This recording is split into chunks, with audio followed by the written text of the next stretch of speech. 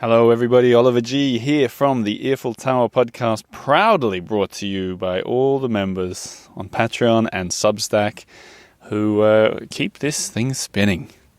Thank you for being a member. Now, in this episode, you're going to hear the voice of myself and Penelope Fletcher, who is a beloved, and I mean beloved, bookshop owner in the 6th arrondissement right by the Luxembourg Gardens. If you've been book shopping in Paris, you've probably met her. She runs the Red Wheelbarrow and now the Red Balloon 2 doors down. So 2 bookshops, all with English language books and with a beautiful park right there. What can I say? This episode is from the archives first. So when I interviewed her, I didn't really know her anywhere near as well as I do now. And I just want to sort of set the scene a little. Since this episode came out, my wife and I have made 4 children's books. And those children's books, people often ask me, where can I get those books? And the answer, the most surefire bet of where you can find all 4 of them, has always been the Red Balloon. They always take a big order. They always have them right as you walk in, often in the window at the front. So I've developed a great relationship with Penelope over the years. And I just wanted to give her bookshop a nice shout out again. In this episode, you hear her recommending a big handful of books. You can find all of the titles in the show notes. And as for Penelope herself, it's quite regular that people... I was doing a walking tour the other day and someone was talking about how they went in to see Penelope in the bookshop after having met her at her Marais address years previously. So she has an effect on you, you know? And I was thinking of a little anecdote to set the scene. Is one sort of fall, autumn afternoon, I came into the shop and I just caught an autumn leaf that had fallen from one of those big plane trees, I guess. And I came in, I said, holding the leaf, I said, I just caught a leaf. And testament to her character, she ran from behind the till, Penelope, ran out onto the footpath, the sidewalk there, and tried to catch one herself. And it made me feel like I was in some kind of Diane Keaton movie from I don't know when. So that's what you get with Penelope. It's fun to put her shop on the podcast again and hopefully send some listeners in. But enjoy this episode from the Earful Tower archives. Penelope Fletcher from the Red Balloon.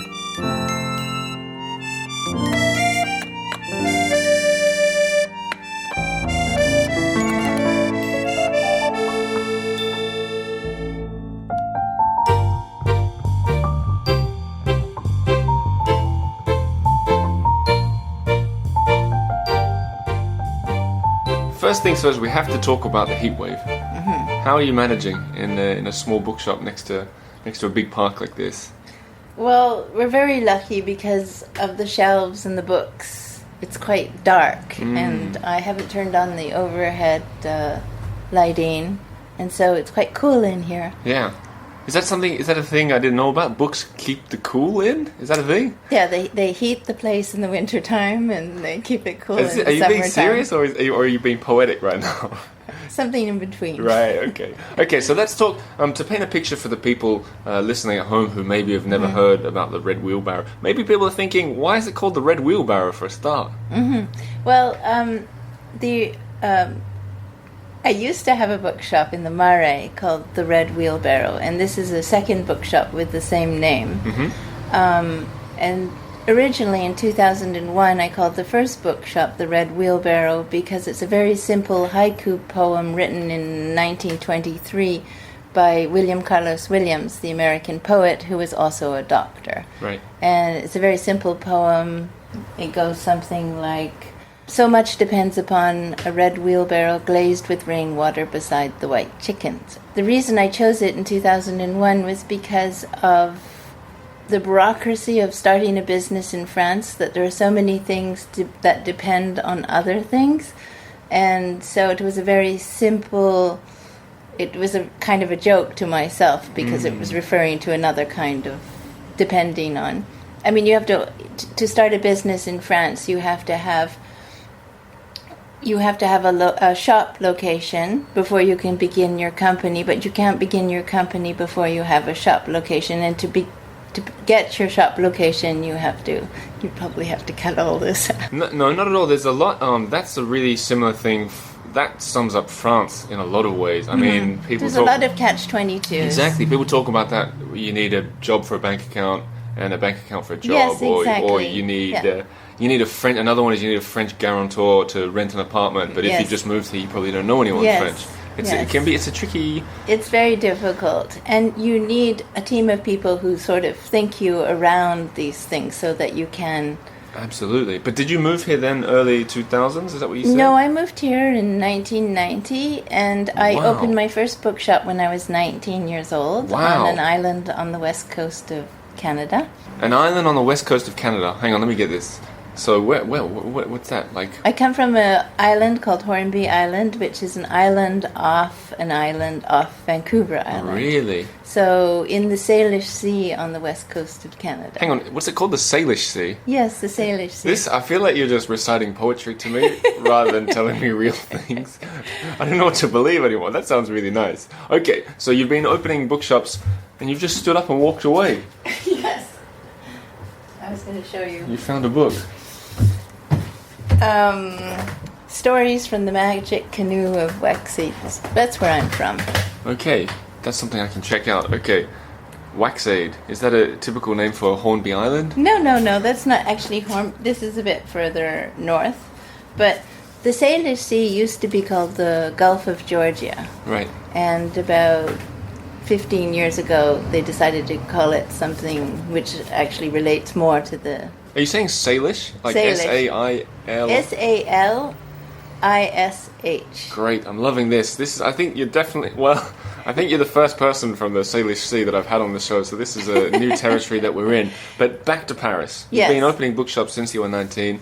You opened one in the Marais, and for reasons unknown to me, you're now here. Yes, so I opened a bookshop in the Marais in 2001. It closed in 2012. I had to go back to Canada for 2 years. I came back in 2014. In 2016, a friend of mine who was a bookshop partner said, Penelope, start the bookstore. And long story, I'm friends with the people of the Café 13, which is right next door on Rue de Médicis. They found their location in June 2017. They told me to go look at it because we had talked about doing a bookshop cafe. I went to look at it, and then I ended up finding this place. That seems to be a sort of trend in Paris especially, that it's about who you know to help you do anything. Have you noticed this? Like find the flat, open a bookshop, or... Yes, well, this one, they actually looked at a bookshop that was right next door, which is now the bookstore of the far right. Right. And at the time it was empty, and it has these beautiful glass windows, curved glass windows, which if they break, you have to go to England to get them replaced. Sure, wow. And I visited it a couple of times, but every time I visited it, I saw that there was rainwater coming in. So I looked on Google Maps. I could see that I went to Monsieur Le Prince, the street that runs behind, and in fact there's a huge space between us and the next street over, and there's a house and a garden behind that bookstore. Okay. And there's wet grass and a little garden. It's very, very damp, and the water seeps into that bookshop next door. Wow. So the dispute had been going on for 30 years. But anyway, that bookshop I didn't take because of the water problem. This place is a very different situation. That place was just for rent, and then you pay a certain amount of money as a deposit.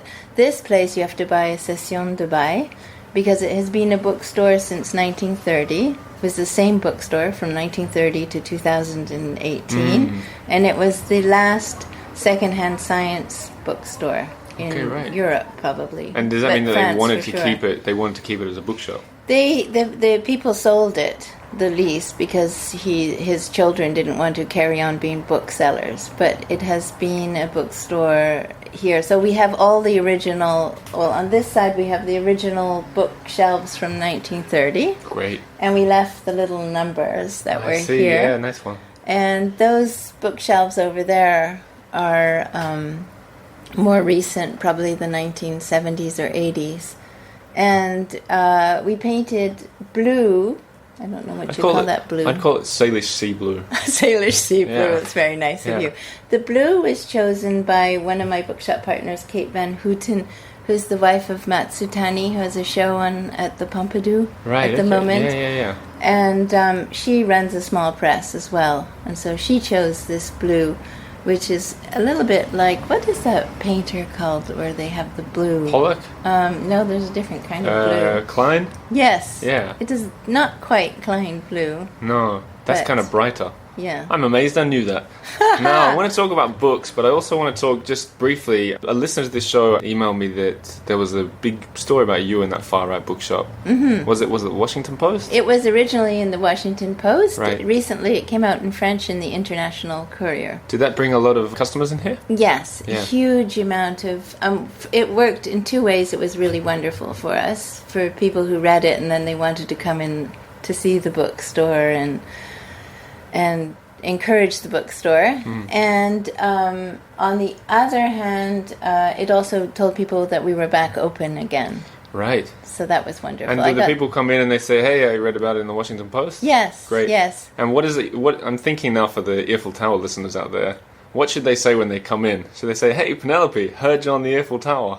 Is that Yes, the best of way to course. do it? Yeah, Yes, okay. yes, Don't be yes. shy, everyone. Let her know that you've listened. Yes. But let's bring it back to books. Okay. First, a real easy question, I think. A lot of tourists will come to Paris and they'll want to take a souvenir and they want to take a book that's about Paris, I assume. Is there one that everyone goes for? Well, you know what it is. I can guess, but I don't want to make a fool of myself. What is it? Of course, it's the Moveable Feast. Moveable Feast, okay. The Moveable Feast has always been the most sold book in Paris. It's probably even more so on the left bank of Paris. In the Marais, when we had our bookstore, we worked a lot with Paris Walks, and we sold a lot of copies of Madame de Sévigné's memoirs. Here, I think we should sell more copies of Gertrude Stein's Autobiography of Alice B. Toklas. Right. Books. Taste has changed a little bit. I mean, people love, at the moment, they love Colette because of the movie. The movie with Keira Knightley, right? Have you seen that movie? Not yet. Neither have I. Waiting for an airplane ride. Right. And there are a huge amount of books that have come out recently about World War II, novels about World War II. Yeah. There's the one of Orringer, the Flight Portfolio, that's over there, that big green book. That's about Varian Fry. Do you know who Varian Fry was? Everyone has forgotten, so it's good. Varian Fry was a man who left New York during World War II, came here, and he arranged for about 200 artists and philosophers and intellectuals that we know to get out of France. So he rescued Hannah Arendt, Marc Chagall, all sorts of people And that what is this, like survived. a story about him, is it? Yes, this is a novel about him, Right. persuading That's cool. people. And So how do you react when people come in and just say, Moveable Feast, please? Do you sort of, does part of you go, Not at all, because I have to pay the rent. yeah. Actually, a little bit worried because we're down to one copy of Moveable Really? Feast, but I have ordered more in. The other thing is, it's sort of interesting. There are two editions of Moveable Feast. There's the original edition, and I think you interviewed Janet Hulstrand. Certainly did. Who's written an article about why the first edition of the original edition of Moveable Feast is better than this next Really? edition. I'll have to link that in the show notes as well as that Yes. Washington Post article. And hello to Janet, because I'm sure she's listening. Yes, she will. But so let's play a game, kind of. Let's say I walk in and I say, I've read Moveable Feast. I want something that's going to remind me of Paris. Well, that's the companion volume to Moveable Feast. What if I is don't like the- Hemingway? The Autobiography of Alice B. Toklas by Gertrude Stein. I'm She didn't just trying- like I'm- Hemingway Oh, really? either. No. Did I say I don't like Hemingway just then? Did I say You that? said, what if I don't like yes. Hemingway? Conditional tense. There's all sorts of people. You know, there's Jean-Paul Sartre, there's Camus, there's all sorts of contemporary writers. Lots of people don't. I read Hemingway in grade 8 math. Grade 8 math, did you say? Yes. As in math class? Yes, I sat at the back of the classroom, I put the math book up, and I read Really? the books that were in the cupboard beside me. How good is your math now? Well, it's very good, because you just answer a couple of questions, Right. and then you go back to Yeah, reading the fair book. enough. We have a sort of a whole section of books. There was somebody who came in, a couple that came in from London, and they said, "Where are your French authors in English?" And I was a bit taken aback, because we mix in all the authors, but I sort of started pulling them out. There's this author and that author, and they were interested in everybody who's recently published, like Sure. Despentes. I can't pronounce her name properly, and they ended up buying 200 euros worth of books, Wow. which they asked me to ship back to London. Wow. So that is one of the wonderful things about having a bookstore. It's not that people can get those books at home, it's that they come here, and the book, I hate to use the word curated, but the books are carefully chosen. There's nothing wrong with the word curated, is there? I don't know, Yeah, people like, use it an awful lot. people are overusing yeah, it? Yes, probably. I mean, you get visits from bookshop reps, publishers bring in, and then you get people telling you what's good, and then you're constantly trying to keep up with things. Like yesterday, they announced the long list of the Booker Prize for 2019, and it's a rush to get those books. Of course. And What about when the Nobel Prize for Literature is announced? Do you jump on that as well? of course, Yeah. yes. I want to ask you, I've got a lot of questions in my head and I'm trying to juggle them, but one of them was, and I feel it will be hard for you to give me an honest answer because you're selling books, but do you think there are too many books at the moment about, oh, Paris is great, here's my memoir? I used to think that with the last bookstore, the last Red Wheelbarrow closed in 2012, and I used to make fun of all the memoirs that began, very often written by young women who came here, and the book very often began, I sat next to Jean-Louis on the airplane. He invited me for lunch on Saturday. By Monday, we were married, and I lived happily ever after. There are a lot of those, and some of them didn't look like they were published by Penguin or HarperCollins, and there was a wonderful one called Almost French. Sarah Turnbull. Yes. Yeah, Australia. Another Australian. Yeah. And she didn't get published by the mainstream press over here. It was a small publisher that published her. And she was a huge, huge success. Yeah. And a very nice person. Do you think that was kind of the one that got all these other modern ones rolling? Yes. So after that, no publisher wanted to take a risk and reject any of these Paris memoirs. Because everyone hoped that it would be the yes, next another Almost French. Yes. That was that book was cool because it. I lived when I moved to Paris, right where she lived in the book in the second arrondissement, and I was reading it. Well, I'd read it before, but then I reread it when I was here. Yes, she's very clever. She's very funny. What happened to her? I think they moved away with her partner. They moved away to Tasmania, or I have no idea, Tahiti. What about your favorite books?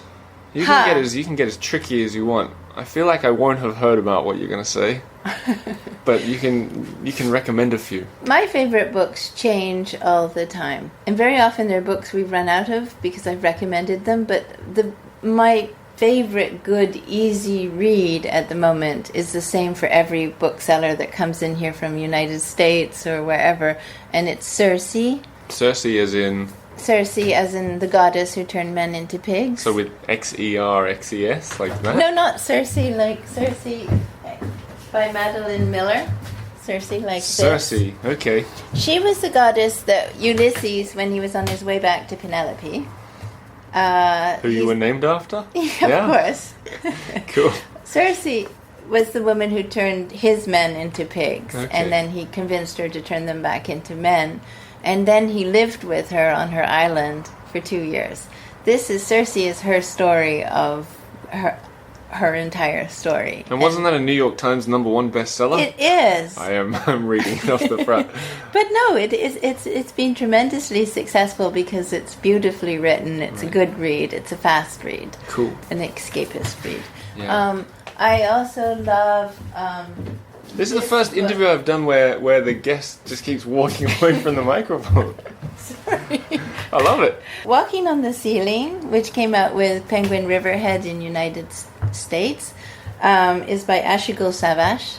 And it's she lives here. She's a Turkish writer, but she writes in English. And she's probably one of the hottest young writers living in Paris today. Okay, cool.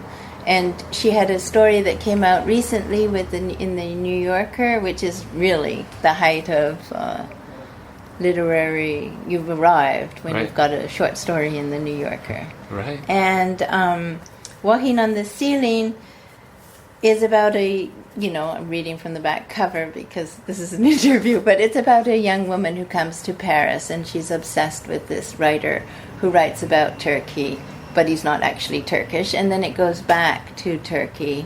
There's sort of recollections of back to Turkey, but it takes place in Paris and she walks around. And it's a beautiful novel which makes me think of the novels of John Berger.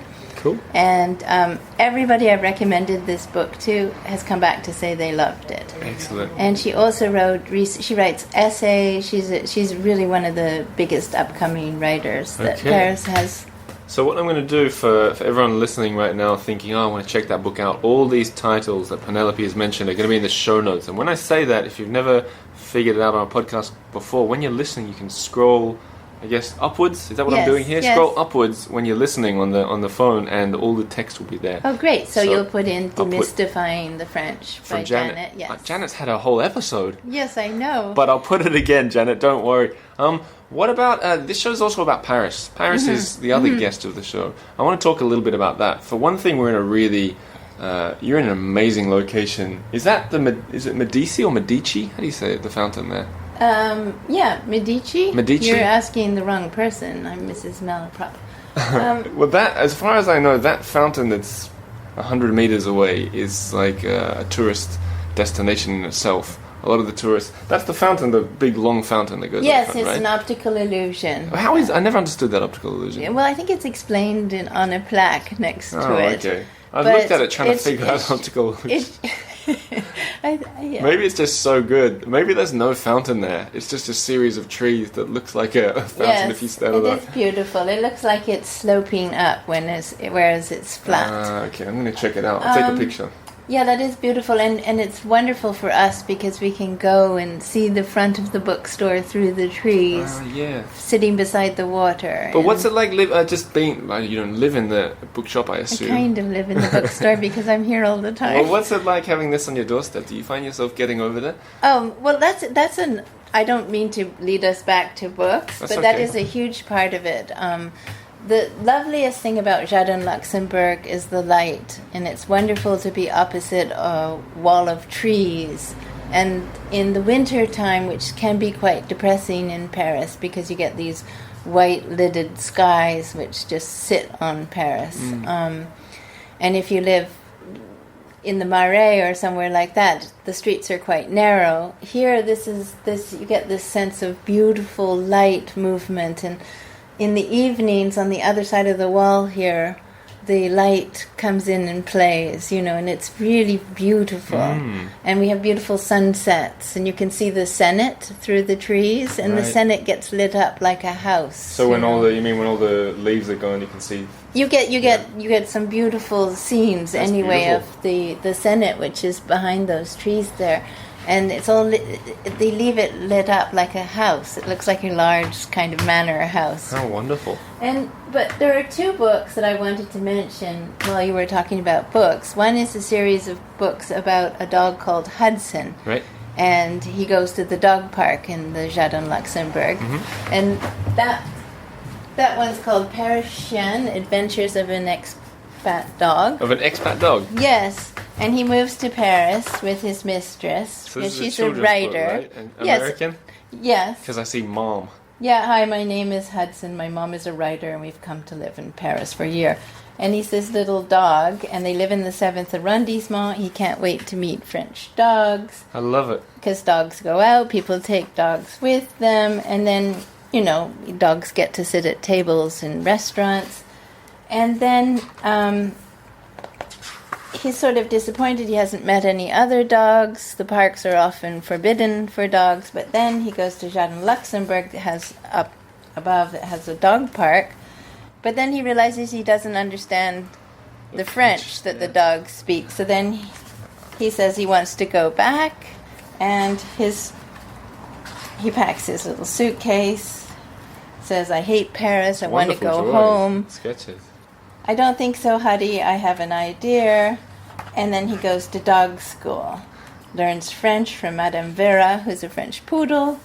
He meets Warren, who's an expat American dog who's learning to speak French slowly. I can relate to all this. Funny. Yeah, this is brilliant. Don't spoil the ending, though. I won't spoil the ending. And does she still live in Paris, the author? No, she doesn't live in Paris. They come, they're Americans who come for part of the year to Paris every year. Part-time expat. Yeah, yes. The other children's book, which relates to Jardin Luxembourg, is Marielle in Paris. And the illustrator she must have taken years to illustrate this.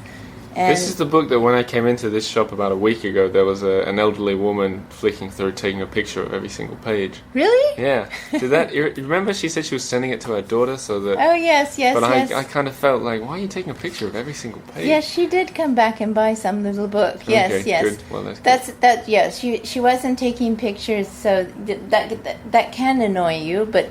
There are ways to go around it. Yes. There's enough people buying books that doesn't matter. Yeah, fair enough. But Marielle in Paris is the story of a little mouse. Do you see? Here's the Jardin Luxembourg again. Mm-hmm. It's the story of a little mouse who's a seamstress who lives under a flower pot in the Jardin Luxembourg. And Madame de Souris with her 9 little mice daughters. That's great. Needs dresses for their birthday party. And I won't give away the story, but... she has to go out, so she get inspiration from Paris. So she catches the metro and she goes around Paris and she looks at a painting of Van Gogh. This could be a movie. Yes. Make a lovely movie. Don't you think? Yes, and she goes to La Durée and she has a look at here. She's wearing a little bathing suit. She's in a Wallace fountain. Yeah. That's great. And then she goes back and she makes the dresses. But they blow out the window in the night, so then she has to fly around Paris on the back of her friend Pierre the Pigeon. And there's the Notre Dame with its spire. Yes, sad. I know, but hang on, people can't see what you were doing. You're doing video here, not podcast. But it just gave me the idea that it could be nice for you to do like children's readings in here sometimes. Yeah, do you do that? I don't have time. Yeah. Anyway. The dress gets caught on they find the 9 dresses and they get back and there's a big party. And once again, the name of that book will also be in the show notes, but just a reminder, it's Marielle in Paris. Yes. Okay, let's, now we've talked books. Okay. I want to ask you, because time's running away. Okay, in fact, it has run away. No, it's all right. I mean, why wouldn't we talk about books? But I also want to ask you about Paris, and it's a question I often ask the guests. It's a simple question, but tough to choose, perhaps. It's if, for some reason, the authorities said, Penelope, we have to send you back to the island in Canada. You have 1 day left in Paris, but for some reason you have to spend the whole day in one arrondissement. Which would you choose, and how would you spend that last day? Oh, that's really tough. I know. All right, so, of course, it's going to be the 4th arrondissement. Of course, because we have the river, we have an island in the 4th, Ile Saint-Louis. So I would start the day, coffee at Café des Philosophes at Place Bastille, and a couple of croissants from a boulangerie on Rue Saint-Antoine. Perhaps, I would go into Place des Vosges. Right, good Maybe idea. I would run through Victor Hugo's museum. At a run, because it's the last day. Because it's also not that interesting. Oh, really? I've not been. I think it's under renovation. Oh, really? Yeah, I don't know. I've never been in because it's always closed. But I wouldn't probably spend my last day in Paris in museums. I'd invite all my friends to meet me at different points. That's a lovely idea. And my children, of course, if they're in Paris. So you could be like, you meet me at, Café de Philosophe? I haven't been to that one. But you meet me there for a coffee, and then, that's how you do it? Okay. Yes, and then, I think I'm going to go get a falafel fairly early on from As de Falafel, even though it's touristy. Yeah. And you know what? You could probably jump the queue because it's your last day. You just tell them last day. Well, we would go and sit inside. Okay, oh, really? Yes, okay. Yeah. definitely would invite people. Yes, I prefer to eat inside with all the noise and bustle and everything. After a falafel, then I think I would go visit my friend Gilbert in the bookshop at the museum, the Showa Museum, and talk to him for a couple of hours. Then probably I might go to the photography museum, and I'd go to that beautiful, beautiful library, the arts library. Oh, I've seen that, yeah. Yes. What else would I do? You're running out of time, I'd say. I'm not. On one day. Yes. That's a busy day. Oh, and then I'd probably end up there's all sorts of bars. Mm-hmm. Depending if some of my children were in town, I'd go to whichever bar they were hanging out, if they were. Sounds like a wonderful day. At the end of the day, we have a picnic on Ile Saint-Louis. Right down by the water. Yes. Well, that sounds like a wonderful day. And thanks for those tips in the fourth. Some of them I'm going to check out. And thanks for all the book tips. Yes, you're welcome. Mostly, thank you for being on the Earful Tower podcast. It was a pleasure.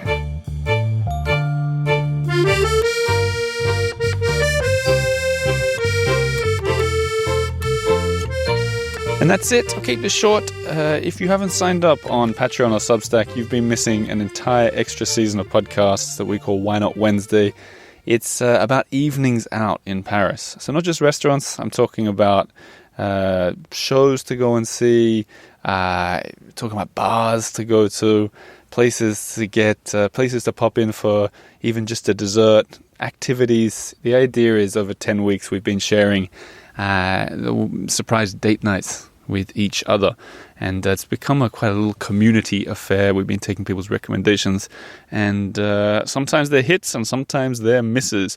So check that out. For $10 a month you can support this show and get a lot of extra bonus content. Please don't be one of the people that messages me and says, I've listened to every episode, now I think I'll become a member. If you get value from this show, think of it as like the guidebooks you would have bought once upon a time before your trip. This is your guidebook. I'm doing it for you now. You're getting all the info right into your ears. So Patreon and Substack, the links are below. Otherwise, join me on a walking tour, theearfultower.com/tours. Maybe I'll see you in Paris someday. Otherwise, I'll be here taking the city to you. Thanks so much. I'll be back soon. Au revoir.